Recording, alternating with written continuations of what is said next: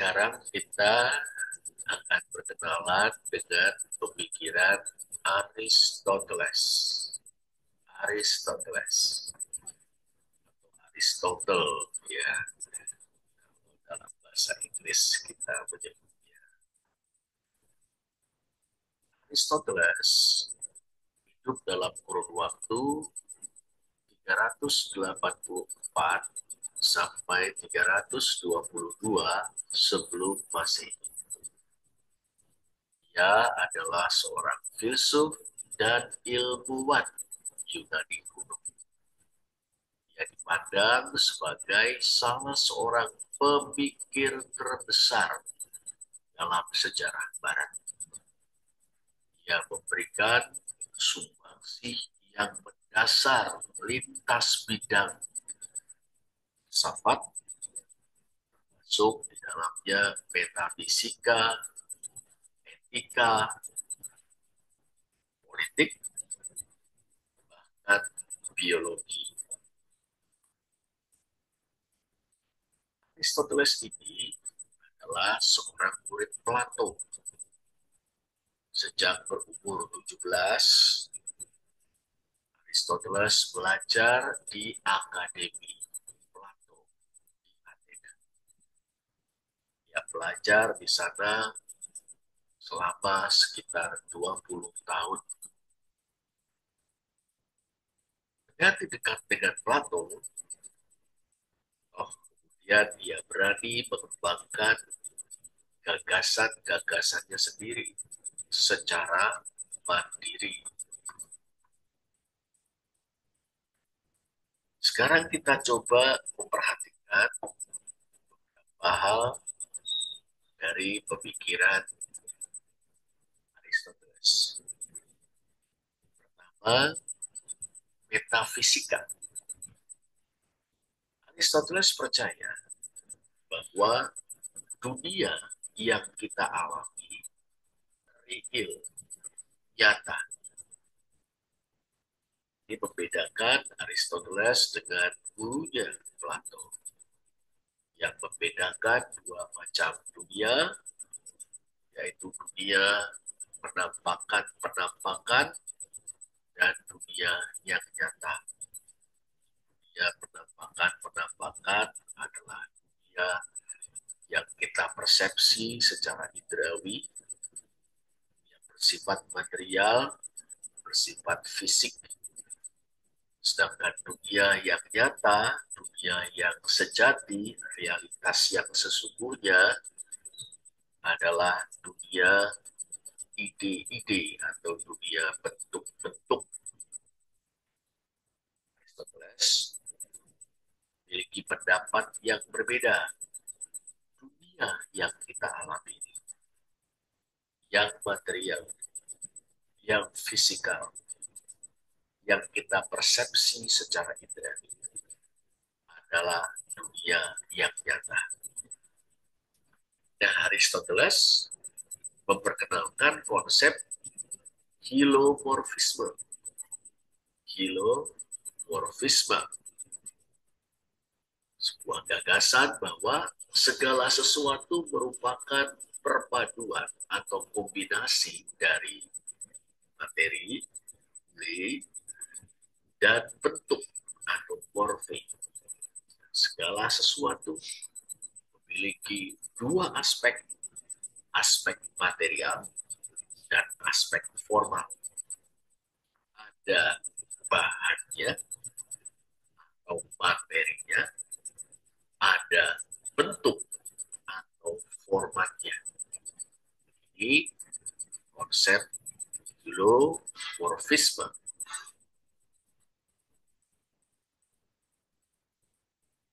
Beda dengan Plato yang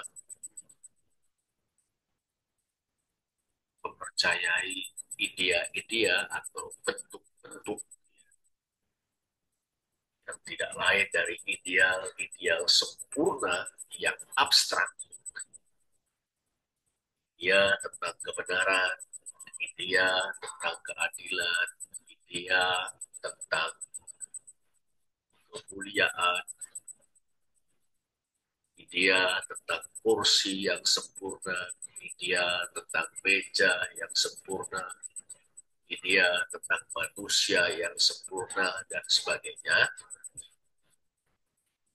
Aristoteles menekankan bahwa bentuk-bentuk idea-idea itu eksis atau berada di dalam objek-objek itu sendiri.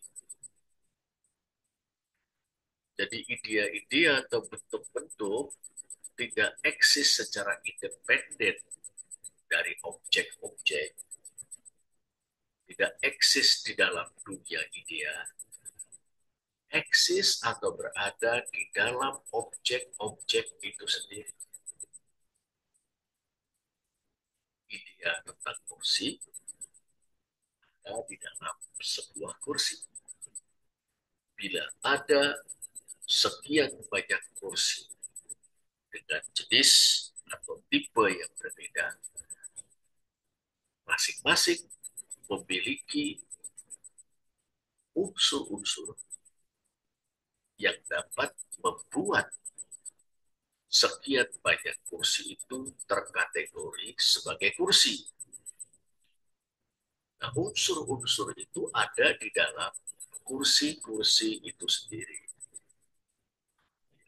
Les menekankan bahwa bentuk-bentuk atau idea-idea eksis bukan di dalam dunia idea, melainkan di dalam objek-objek itu sendiri.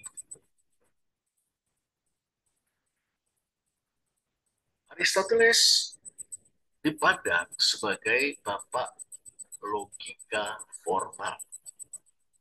Beliau mengembangkan silogisme, sebuah bentuk penalaran deduktif. Silogisme tersusun dari 3 proposisi. Ya, proposisi yang berfungsi sebagai premis mayor. Ada proposisi yang berfungsi sebagai premis minor. Dan ada proposisi yang berfungsi sebagai kesimpulan atau konklusi. Misalnya, proposisi semua manusia bisa mati. Susul dengan proposisi Socrates adalah manusia. Susul dengan proposisi Socrates akan mati. Proposisi yang berbunyi semua manusia bisa mati berfungsi sebagai premis mayor.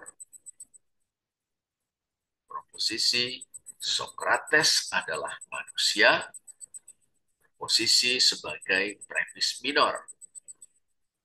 Sedangkan proposisi yang berbunyi Socrates bisa mati fungsi sebagai konklusi atau kesimpulan.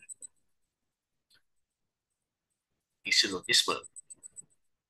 Nah, karya-karya Aristoteles tentang logika dihimpun dalam kitab berjudul Organon yang meletakkan dasar bagi penalaran dan perdebatan ilmiah. Berkenaan dengan etika atau filsafat moral. Etika Aristoteles berpusat pada konsep etika kebajikan atau etika keutamaan. Aristoteles percaya bahwa tujuan kehidupan manusia adalah eudaimonia. Eudaimonia itu sekurang-kurangnya memiliki 2 konsep yang saling terkait, yaitu flourishing atau tumbuh, kembang, mekar.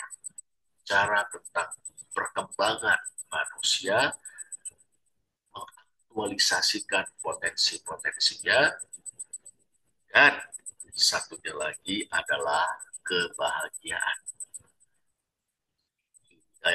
Konsep eudaimonia itu merujuk pada perkembangan seorang manusia yang mampu mengaktualisasikan potensi-potensinya dan kebahagiaan yang dinikmati. Nah, eudaimonia tercapai atau dicapai melalui latihan-latihan keutamaan, melatih diri dalam kebajikan, melatih diri, disiplin diri, membiasakan diri dengan keutamaan atau kebajikan atau kebaikan, melatih diri dalam keberanian, berarti dalam momen-momen pengambilan keputusan, bertindak, di situ melatih diri untuk berani, berani untuk melakukan kebenaran. Misalnya juga kesabaran. Ada momen-momen di mana justru kita belajar mempraktekkan kesabaran, mempraktekkan kebijaksanaan. Nah, ketika itu terus dilatih, keberanian, kesabaran, kebijaksanaan, kemurahan hati, dan sebagainya, kualitas-kualitas tersebut menjadi kualitas-kualitas kita, menjadi karakter kita. Jadi etika kebajikan Aristoteles mengisyaratkan perlunya pelatihan dan disiplin dalam hal-hal yang baik atau yang bajik, sehingga itu menjadi karakter.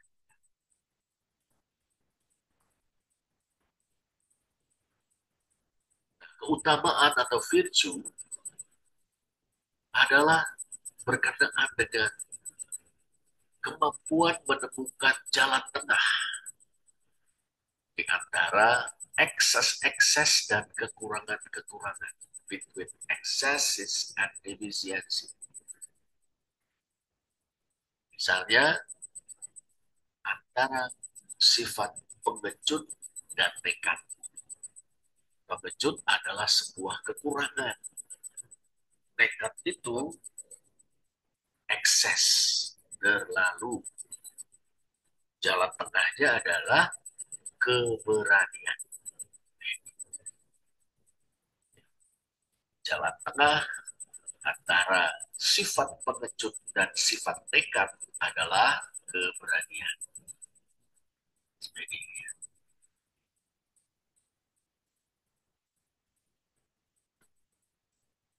berkenaan dengan politik, Aristoteles berpikir bahwa manusia secara alamiah bersifat sosial.